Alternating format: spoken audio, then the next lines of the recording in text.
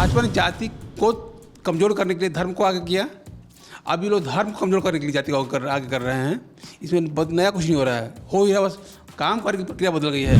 या हिंदुत्व जो बात करती है उसका जवाब जाति ही है। हिंदू का जवाब जाति ही है। उसके लिए जवाब शिक्षा नहीं है, रोजगार नहीं है, नौकरी नहीं है, महंगाई नहीं है। उसका जवाब है सिर्फ जाति।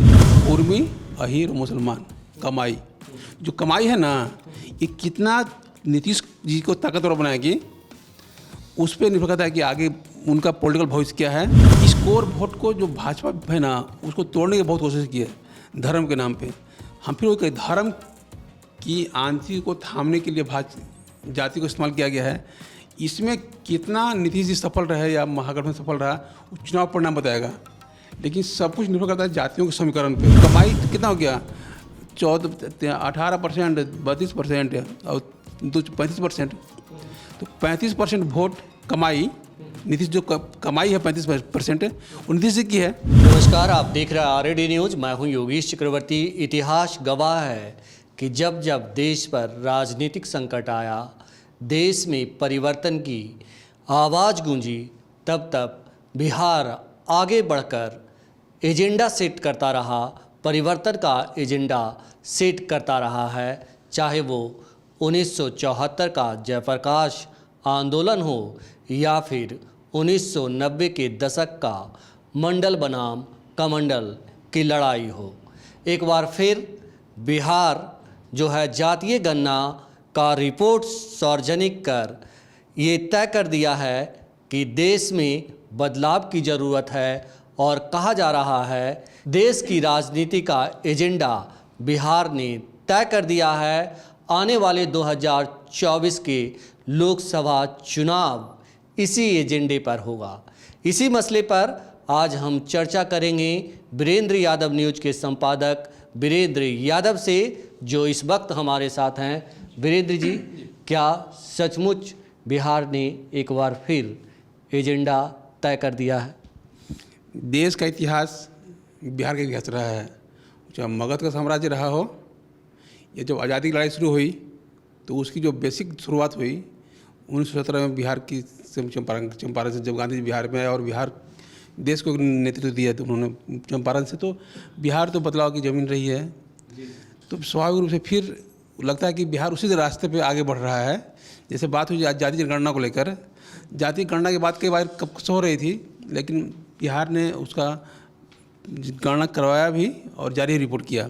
इससे पहले गणना हुई थी 14 में भी हुई थी, केंद्र सरकार ने कराया था 11-12 में ही जारी नहीं करवाई थी। अन्य राज्यों ने भी कई बार करवाया, लेकिन रिपोर्ट जारी नहीं हुई। जातीय आधारित गणना की रिपोर्ट पहली बार बिहार ने जारी की है। इसके बाद देश के अन्य हिस्सों में भी इस मुद्दे पे चर्चा शुरू हुई। अब हर जगह से जाति गणना करवाने और रिपोर्ट जारी करने की बात शुरू हो गई है। कई राज्यों ने पहले करवाया था गणना, लेकिन रिपोर्ट जारी नहीं की थी। अब उन पर दबाव है कि भाई आप जो रिपोर्ट बनाए थे, तैयार किए, जारी कीजिए। तो स्वाभाविक रूप से जाति गणना की शुरुआत बिहार से करके, गणना महत्वपूर्ण नहीं थी, मुख्य चीज़ है रिपोर्ट जारी करना। और रिपोर्ट जारी करने में बिहार लीड ले लिया है। गणना तो कह रहे हो कार्य को, तो पहले रिपोर्ट जारी करने के साहस। अब कई राज्यों से जो है ये मांग उठ रही है कि जातीय गणना होनी चाहिए और कई राज्य सरकारों पर इसका दबाव भी है। नहीं, देखिए, अब दबाव तो कैसे कर रहे हैं भी है। अब जब से बिहार में मामला सामने आया तो अब राहुल गांधी ने भी कहा कि जातीय जनगणना हो। हर पार्टियां मांग कर रही हैं। भाजपा के लोग भी खुले मन से, भले नहीं बोल पाए मंच से, लेकिन उसके लिए कोई उनको आपत्ति नहीं है। लेकिन सरकार कह चुकी है कि हम नहीं कराएंगे, तो पार्टी के साथ है खड़ी है भाजपा। जैसे मान 2021 में या 22 में टीम गई थी बिहार से दिल्ली, उसमें बिहार में सरकार भाजपा की थी, मतलब जो छात्र। तो स्वाभाविक रूप से कहीं ना कहीं भाजपा भी तो सहमत थी, तब तो दिल्ली गई थी उस टीम में। और पीएम से लोगों ने मुलाकात की थी। मुलाकात में पीएम ने कहा कि देखिए भाई, हम न करबुआ, तू करा ला। तो पीएम ने कहा, तो भाजपा साथ खड़ी थी, तो कहीं भाजपा उस विरोध नहीं थी। आज भी विरोध नहीं है, लेकिन नीतिगत रूप से पीएम ने कहा है कि हम नहीं कराएंगे राष्ट्रीय स्तर पे, लोग राज्य स्तर पर कराएं। तो बिहार में तो पहले करा रही थी भाजपा। तो ऐसा नहीं कोई पार्टी विरोध में इसके है। भाजपा भी पक्ष में है, कांग्रेस भी पक्ष में है। भाजपा की अपनी नीतिगत शासकीय नीति वजह है कि खुले आम तौर पर बात नहीं कर रही है, और कांग्रेस विपक्ष में है तो कह रही है कि कराओ। वीरेंद्र जी, आपने राहुल गांधी की बात की कि राहुल गांधी ने भी कहा कि जातीय गणना होनी चाहिए। राहुल गांधी ने कहा जो कहा ही, लेकिन कांग्रेस की जो कार्य समिति है उसने इस प्रस्ताव को स्वीकार कर लिया और पहली बार कांग्रेस इस तरह के प्रस्ताव को स्वीकार की कि जातीय गणना होनी चाहिए और जातीय गणना के आधार पर जिसकी जितनी हिस्सेदारी उसकी उतनी भागीदारी होनी चाहिए। तो ये एक बड़ा बदलाव है कांग्रेस की राजनीति। नहीं तो अरे 11 हुआ था, कौन कराया था? कांग्रेस कराई थी ना। जो हुआ पहली बार देश में आर्थिक और क्या क्या हुआ था, आर्थिक जातीय और गणना हुई थी 2011 में, कौन कराया था? वो तो कांग्रेस पहले करा चुकी है। तो नया बात थोड़ा कांग्रेस के लिए, कांग्रेस कराती रही है पहले भी। ये अलग बात है कि रिपोर्ट जारी नहीं हुई। अब पहली बार कांग्रेस से मांग कर रही है कि भाई जारी रिपोर्ट जारी हो, बने और जारी हो चुकी, विपक्ष में है। जिस दिन कांग्रेस को करना था कि ना रिपोर्ट जारी नहीं की, किन कारणों से अलग बात रही, लेकिन करवाई तो कांग्रेस ने ही। अब नीतिगत रूप से पार्टी का स्तर पर भी पार्टी ने कहा कि नहीं भाई ये होना चाहिए, उस सरकार काम कर रही थी। हाँ, तो इसे एक बड़ा बदलाव आप देखते हैं कि जातियों की ज़रूरत, खास करके ओबीसी की, जैसे कि आम तौर पे हर जगह सार्वजनिक मंच पे राहुल गांधी आजकल कह रहे हैं कि जो पीएमओ में जो 19 सेक्रेटरीज हैं उनमें मात्र 3 ओबीसी हैं। ऐसा क्यों? ये तो भेदभाव है। नहीं, राहुल गांधी सही कह रहे हैं। वो बात राहुल गांधी की नहीं है, ये बात पहले उठ रही है, पहली बार नहीं हो रहा है। ये गणना कब से चली आ रही है? जब से 1990 में लागू आरक्षण ओबीसी के लिए, उसके बाद बल्कि सरकारी स्तर पर आंकड़ा जारी होता है कि किस विभाग में किस जाति के कितने, मतलब वर्गीय जाति कहिए उसको, कि कितना बीसी है, कितना एबीसी, सब कितने अधिकारी हैं। ऐसा कुछ नहीं कि राहुल गांधी पहली बार कह रहे हो। अब चूंकि जाति एक मुद्दा बन गया है तो उसमें इसकी उपयोगिता की प्राथमिकता बढ़ गई है, तो राहुल गांधी उसको उस प्राथमिकता को और प्राथमिक बना रहे कि नहीं भाई देखो हिस्सेदारी बहुत कम उनकी है, आपको हक दीजिए। और उसकी लड़ाई लड़ रहे हैं, या कहें कि उस बात को उठा रहे हैं जो हम मांग कर रहे थे। इस वर्ग के लोग वही मांग करना शुरू कर दिए हैं, चूँकि पॉलिटिकल स्टैंड अब वही है बिहार की। अब भारतीय राजनीति का मुद्दा का मात्र है जाति। भाजपा का एक मुद्दा मात्र है जाति, आपने कहा। क्या नीतीश कुमार ने 2024 के लोकसभा चुनाव का एजेंडा तय कर दिया जातीय गणना करवा करके, और मजबूरी है कि इसे तमाम दल हाँ में हाँ मिला रहे हैं? देखिए, ये ऐसा नहीं कि नीतीश जी ने कुछ बड़ा काम किया है। बड़ी बात यह है कि देश में 2 धारा है। एक भाजपा की धारा है जो धर्म की बात करती है, और व्यवहारतः या हिंदुत्व की जो बात करती है उसका जवाब जाति ही है। हिंदू का जवाब जाति ही है। उसके लिए जवाब शिक्षा नहीं है, रोजगार नहीं है, नौकरी नहीं है, महंगाई नहीं है, उसका जवाब है सिर्फ जाति। तो जो बिहार में प्रयोग हो चुका पहले भी कि भाजपा के धार्मिक मुद्दों के खिलाफ या जातीय मुद्दे खड़े किए गए, या बिहार में बड़ा बदलाव हुआ, सामाजिक आंदोलन जो हुए, उस जाति की बड़ी भूमिका थी। तो भाजपा ने जाति को कमज़ोर करने के लिए धर्म को आगे किया। अब ये लोग धर्म को कमज़ोर करने के लिए जाति को आगे कर रहे हैं। इसमें नया कुछ नहीं हो रहा है, हो ही रहा, बस काम करने की प्रक्रिया बदल गई है। प्रक्रिया बदल गई है, लेकिन नीतीश कुमार ने ये करके एक एजेंडा तय देश को दिया है कि जाति के आधार पर जिसकी जितनी भागीदारी उसकी उतनी हिस्सेदारी होनी चाहिए, और जाति के लोग भी इसमें बढ़ चढ़कर हिस्सा ले रहे हैं और आगे आ रहे हैं। जो वो सोचा था नीतीश कुमार ने कि हम ऐसा एजेंडा तय करेंगे भाजपा का, आपने कहा कि धर्म को ख़त्म करने के लिए, धर्म का जवाब है ये, हिंदुत्व का जवाब है ये, तो कहीं ना कहीं नीतीश कुमार कामयाब दिख रहे हैं इसमें। कामयाबी इसकी कोई बात नहीं है। हम फिर वही कह रहे हैं कि ऐसा नया कुछ नहीं हो रहा है। जब सोशलिस्ट मूवमेंट था उस दौरान क्या था, उसमें जाति की बात हो रही थी ना। आज भी क्या हो रहा है, जाति की बात हो रही है। तो जाति तो उसने भी आज भी है।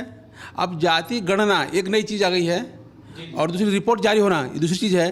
तो गणना और जारी होना 2 पक्ष, जिसमें नीतीश ने गणना तो पहले से हो रही थी कई जगहों पे, पहली बार लीड लिया है, लेकिन जो रिपोर्ट आई है वो भी रिपोर्ट आधी अधूरी है। जो जारी करना था वो जारी नहीं हुआ, और जो नहीं करना था वो जारी हो गया। अहिर कितना है, चमार कितना, ये दूसरा बता दी है, लेकिन अहिर का हिस्सा कितना है, नौकरी में कितना हिस्सेदारी है, ज़मीन पे कितनी है, नौकरी खेती पे कितनी है, अन्य रिसोर्स पे क्या है, जो बताना था इसीलिए हुआ था। ये पता ही नहीं हुआ था कि 6 को यादव 9 को अहिर, ऐसा नहीं था। वो था कि किसके पास रिसोर्स का क्या हिस्सेदारी है, किसके पास संसाधनों की हिस्सेदारी कितनी, नौकरियों में क्या हिस्सेदारी है, जो हमारी जो समृद्धि है उसमें किस प्रजाति की कितना हिस्सेदारी, ये बताने के लिए था। लेकिन उन्होंने क्या किया, वो दबा दिया, ले आया, देखा भाई फलना के 9 को और 6 को 4 को 3 को लगा दिया, बोली लगा दिया कि 11% ज़्यादा हो तो 6% भूमिहार, तो 9% साथ, ये हो गया। वो आंकड़ा कहाँ है कि जहाँ बताएगा यादव के पास कितनी खेती है, भूमिहार के पास कितनी, चमार के पास कितनी है, ये बताना था जाति गणना का। तो जारी करना था लेकिन जारी हुआ नहीं, राजनीतिक एजेंडा सेट करना था जो नीतीश कुमार ने सेट कर दिया। बस वही तो हम कह रहे हैं कि नीतीश कुमार को जेटा हम विकास, उसमें विकास नहीं था। जाति गणना के पीछे जो कहा जा रहा था कि हम विकास की धारा तय करेंगे, नीति तय करेंगे, हिस्सेदारी तय करेंगे, कहाँ हिस्सेदारी है भाई? आपने जो मतलब जो चीज़ छिपा दिया आपने कि हम अब विधानसभा में लाएंगे, तय करेंगे, मिलेंगे, तब चर्चा करेंगे, लेकिन जाति पहले बता दिया। क्योंकि जाति की संख्या आपके चुनाव के लिए जरूरी था, विकास के लिए नहीं। जो आंकड़ा विकास के लिए जरूरी था वो दब गया फाइलों में, सरकारी संचिकाओं में, और जिसकी ज़रूरत नहीं थी और सबको पता था कि भाई इस सबका इतनी ही है, उसको और पहले रखा, देखा भाई तो इतने हवा हमारा इतना है, हमारी हिस्सेदारी तो हिस्सेदारी। तो जो खेल था कि पूरा का पूरा नीतीश कुमार ने जाति गणना का सिर्फ राजनीतिक इस्तेमाल किया है। उसमें जो विकास की बात करते हैं, विकास दिख नहीं रहा उसमें। विकास की बात तो वो विधानसभा में करेंगे, लेकिन हम आपसे फिलहाल ये जानना चाहते हैं कि ये एजेंडा तय करके जिस तरह से 90 के दशक में मंडल की बात एकदम उभार पे था, लोग अपनी हिस्सेदारी को लेकर सड़कों पर उतर आए थे, हर जगह अफरा तफरी का माहौल था, तो क्या ये जातीय गणना उसी 2024 आते आते उसी तरह का जो है उबाल देश में लाएगा? जाति गणना का इसकी उम्र कुल मिलाकर 3 महीना है, ठीक ना? 3 महीने अपना भी मर जाएगा ये। 3 महीने, आज दिसंबर, आज अक्टूबर है ना, दिसंबर आते आते मुद्दा पता नहीं चला कहाँ चला जाएगा, क्योंकि मुद्दा बड़ा है नहीं, तत्कालिक मुद्दा है ये कि जाति जाति जाति। भाई कितना आप उसको खबरिएगा? वो क्षमता है ना है। आप मुद्दे की बात कर नहीं रहे हैं, सिर्फ जाति गिन रहे हैं। विकास की जो योजनाएं हैं वो आप उसके लिए कुछ कर नहीं रहे हैं। आप रिपोर्ट तैयार करेंगे, कब करेंगे, विधानसभा कब लाएंगे, नंबर तो नंबर आ जाएगा। अब तो आदमी जाति भुला जाएगा कि गणना भी हुई थी। आप कह रहे हैं कि जाति के लोग भूल जाएंगे 3 महीने के बाद, लेकिन 3 महीने के बाद अगर राजस्थान सरकार ने रिपोर्ट जारी कर दी, छत्तीसगढ़ सरकार ने जारी कर दी, तो देश में तो एक हलचल मचेगा। ये भाई रिपोर्ट में कौन रखल दीर्घा पे उठा के ले ली हम। अरे भाई सरकार बनेगी, फिर गणना कराएगी, तब ना रिपोर्ट जारी करेगी। ऐसा एकदम कम थोड़ा होता है। नीतीश कुमार को करने में 4 साल लग गए। क्या करते हैं, अड्डे हटते हटते कभी राष्ट्र पीएम से मिलो, कभी बैठक करो, कभी सर्वदलीय बैठक बुलाओ, तब ये परिणाम तक पहुंचा हुआ है। तो ऐसा कि आएंगे कोई मुख्यमंत्री, जब मारेंगे ठक देख लो भाई फाइल ले लो। नहीं, जहां कांग्रेस ने कहा है, जैसे राजस्थान सरकार ने कहा कि हम जातीय गणना करवाएंगे, कर्नाटक सरकार कही, सब भाजपा मान कर रही है, तो एक दिन ना होगा ना, एक दिन नहीं ना होगा, उसके लिए प्रक्रिया ना है। तो बस गाय सीएम बने और ले भाई रिपोर्ट जारी होगा, तेजस्वी किसान की सीएम बने को पूरा 11 लाख रुपये दे देंगे हम, ऐसा नहीं ना है। तो ऐसा नहीं है कि नियम हर चीज़ की प्रक्रिया होती है, उसमें कम से कम 8-10 महीने टाइम लगेगा पूरी प्रक्रिया होने में। तो तब तो सरकार चुनाव लोकसभा हो चुका होगा। आपने कहा वीरेंद्र जी की जो बीजेपी का एजेंडा है कि हिंदू मुसलमान और देश में हिंदू की राजनीति से अपनी राजनीतिक गोटी सेकना, उसका काट जाति गणना जाति ही है। तो क्या नीतीश कुमार ने इस काट को, आप कह रहे हैं 3 महीना खत्म हो जाएगा, तो फिर तो चुनाव में चलेगा नहीं ये सिक्का? नहीं, हमारे से नहीं चल पाएगा चुनाव आते आते। चुनाव आते आते अगर कुछ बेसिक नहीं किया इस आधार पे तो नहीं चल पाएगा। अब फिर जाति जान तो गया है कि भाई 14-24 ज़्यादा है, 3 भूमिहार, 2 राजपूत, 6 हाई है, ये तो जानिएगा आप। इसमें नया क्या बताइएगा हमको? आप नया क्या करेंगे आप जब कह रहे थे कि हम भी योजनाओं का निर्माण कर, मान लीजिए आप कहिएगा ना कि भाई जाति गणना से क्या हो जाएगा, मुझे बिहार में क्या हलवा बतावा ना। अभी होना तो तय होना है, अभी बाकी है होना। विधानसभा के पटल पे लोग बैठेंगे हाउस में, और उसके बाद वहाँ तय किया जाएगा कि किसकी कितनी हिस्सेदारी है और किस तरह से हिस्सेदारी का बंटवारा किया जाए। देखिए सरकार ने क्या कहा है, ये नहीं कहा है रिपोर्ट रखेंगे, उसने कहा विधानसभा तय करेंगे। जी, सरकार ने ये नहीं कहा कि हम रिपोर्ट रखेंगे विधानसभा में इसकी, हम उस पर विचार करेंगे। किस पर विचार करेंगे? इस जनसंख्या के पक्की विकास हिस्से रिसोर्स बंटवारे पे कुछ सरकार ने कहा कि हम सब चर्चा करेंगे। अंधेरी में चर्चा होता है भाई, कोची का बतिया हुआ तो विधानसभा में रिपोर्ट है ही नखबा, तू 6 दिन चलता हुआ विधानसभा 4 दिन, ओकरा में रिपोर्ट रखवा, रिपोर्ट चर्चा करवा के तो हाला हंगामा करवा, तो चर्चा क्या होगी उस पर बताइए ना हमको। चर्चा क्या होगी वो तो भविष्य के गर्त में है वीरेंद्र जी। लेकिन ये तो तय है ना कि जैसे हमने शुरुआत में हम लोगों ने बातचीत शुरू की कि बिहार का इतिहास रहा है कि वो परिवर्तन का एजेंडा तय करता रहा है देश में, वो 1974 हो, 1990 हो, या इससे पहले बहुत सारे जो आज़ादी की लड़ाई की भी बात आपने की, उस दौरान भी इसकी शुरुआत बिहार से ही हुई थी। चंपारण नज़ीर बना था और महात्मा गांधी की कर्मभूमि बना था चंपारण। तो ठीक उसी तरह से कहा जा रहा है कि नीतीश कुमार ने जातीय गणना करवा करके एजेंडा सेट कर दिया है 2024 के लोकसभा चुनाव का, और इसका जवाब बीजेपी के पास नहीं है। भाई बीजेपी विरोध कहाँ कर रही है इसका? फिर वो बात विरोध कर रही है भाजपा की, हम गलती नहीं करेंगे हम। बीजेपी जनगणना तो करा ही नहीं रही है। बीजेपी को कहीं ना कहीं खौफ है। आखिर वो नीतीश कुमार तो यही कह रहे हैं कि वो जनगणना क्यों नहीं करवा रहे हैं। जनगणना करा क्या हो जाती? अब भाई 21 में जो कोरोना काल आया उसे लट क्या तो चीज लटक जाती है। ट्रेन लेट होता रहता है, वो तो नहीं, porque वो नया चीज़ नहीं है, उसको बड़ा मुद्दा नहीं है। और जिस ढंग से कहा जा रहा है कि बिहार की में जो जनगणना हुई है उससे क्रांति हो जाएगी पॉलिटिकली, कम से कम विपक्षी दलों को संजीवनी मिल जाएगी, ऐसा नहीं है। अगर नीतीश कुमार जी इस रिपोर्ट के बेस पर अगर कुछ नीतिगत निर्णय करते हैं, उस नीतिगत निर्णय का क्या असर होगा ना, इस पे हम कह सकते हैं कि मतलब क्या कहेंगे उसको, हमको उससे दिशा तय हो जा रही है। ऐसे सिर्फ गणना गिनने से 9, 6, 13 करने से कुछ नहीं होने वाला है। नीतीश कुमार ने तो कहा है कि हम आरक्षण का जो है फिर से वो करेंगे और फिर से निर्धारण करेंगे, जिसकी जितनी हिस्सेदारी होगी हम वो भागीदारी बांटेंगे। हम तो कि वो आवेदन ना क्या कहते कितना मुँह धोकरा, अहिर कितना मिलते, चमार कितना, दूसरा हरिजन कितना मिलते, सॉरी हरिजन क्या कहते हैं उसको, दलित को कितना मिलेगा, या और जो लोगों को जो मिलेगा वो हम बोले रिपोर्टवा आने के बाद कुछ तय होगा। कहिए कि ये कितना महत्वपूर्ण है, संख्या बता कि 6, 9, 13 करने से कोई मतलब नहीं है। बीजेपी के लिए मुश्किल खड़ी हुई है कि नहीं? कोई मुश्किल नहीं है भाजपा के लिए। जो भाजपा जातीय जनगणना नहीं कराना चाहती, और आपने कहा कि जातीय गणना में वो शाद थी, लेकिन उसे रोकने के तमाम प्रयास किए गए, सुप्रीम कोर्ट तक उन्होंने हल्फनामा दिया। भाजपा गई थी, हद करते भैया आप यार, समर्थक तो हमारे कोई कुछ करता है। जो लगाया था जाति जो नहीं हुआ था बिहार में, क्या नाम है उसका, ये चुनाव हो रहा था लोकल बॉडीज का, जो लीड कर रहा था, कोई अहिर कर रहा था, उसको लीड कर रहा था, तो कहीं कि आरजेडी का वर्कर से ब्रेक डाल रहा था, ऐसा नहीं है। अरे तो यही जा रहा है कि वो बीजेपी के लोग थे सभी। हल्फनामा सॉलिसिटर जनरल ने दायर किया सुप्रीम कोर्ट में, तो क्या कहा जाएगा, बीजेपी की ओर से दायर किया गया। वो सरकार रहती है, पार्टी नहीं है वहाँ पे, समझे ना। और उसी सरकार ने कहा कि नहीं भाई गलती हो गई थी, हम ठीक कर रहे हैं, उसी सरकार कहा था ना। तो देखिए बीजेपी को ऐसा नहीं विरोध कर रही है इसका। आप जितना लोग पॉलिटिकल आरोप लग रहा है कि भाजपा विरोध कर रहे थे, कहाँ कर रहे थे भाई? जो वर्कर जो केस दायर किया को भाजपा का वर्कर होगा तो भाजपा का, ये नहीं कि उसको बराबर नहीं लिखा जाए कि देखिए हम भाजपा का वर्कर हैं, हमारा पदाधिकारी हैं, वैसे कहेगा ना। तो जो बिहार में आप वीरेंद्र जी कह रहे हैं कि भाजपा नहीं कर रही थी, वो इसके विरोध में नहीं है, आखिर सोलिसिटर जनरल को क्यों हल्फनामा दायर करना पड़ा और फिर उसे वापस लिया? तो कहीं ना कहीं 6-5 तो उसके मन में है इसको लेकर के। देखिए वो राष्ट्रीय स्तर पर क्या हो रहा है, हम भाई ठेठ अहिरी हो, समझ लो ना बुझा उतना। ये तो बुझा है हमारा कि भाजपा अगर जब बिहार से टीम गई थी, उस टीम में भाजपा के सदस्य भी थे, सरकार में भाजपा थी उस दिन जब टीम बिहार से गई थी। तो फिर भाजपा कहाँ कर रही है? बिहार के संदर्भ में बात कर रहा हूँ, दिल्ली की बात नहीं कर रहा हूँ मैं। जी। जिस समय पीएम से मिलने गए थे नरेंद्र मोदी, नीतीश कुमार जी, उस समय भाजपा की सरकार थी। उस भाजपा सरकार में भाजपा के विधायक भी, एमएलसी भी गए थे, या मौसम मंत्री भी थे वो जनक चमार।